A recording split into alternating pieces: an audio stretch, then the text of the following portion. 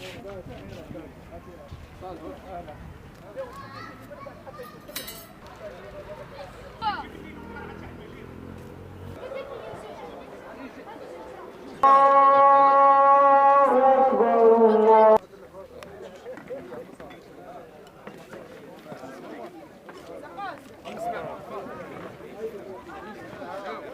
الله الرحمن الرحيم.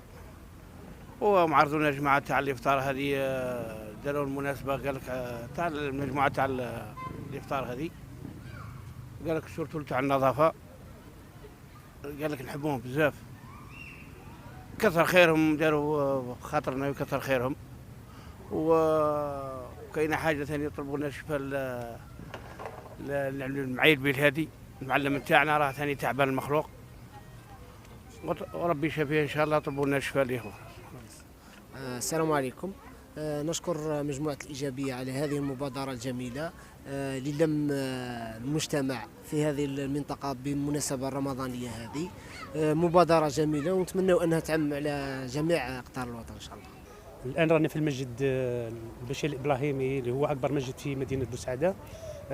قامت مجموعة من الشباب تحت غطاء بوزيتيف تايم اللي هي الفريق الإيجابية بتنظيم هذا الإفطار الجماعي، وذلك في إطار التلاحم والوحدة الوطنية، من أجل ثاني إضفاء الأجواء الرمضانية الحقيقية لمدينة بوسعادة وأهل بوسعادة، بحضور بعض الصائمين من ولايات عديدة، من المفروض 5 ولايات. حبوا يشوفوا هذه الاجواء الرمضانيه، سمعوا عليها بزاف تاع بوسعادة. سأينا اننا نديروا هذا الافطار ودعوتهم تشاونوا معنا الافطار، واعتمدنا اصلا على الاطباق الشائعه في مدينه بوسعادة، الطبق الشائع في مدينه بوسعادة.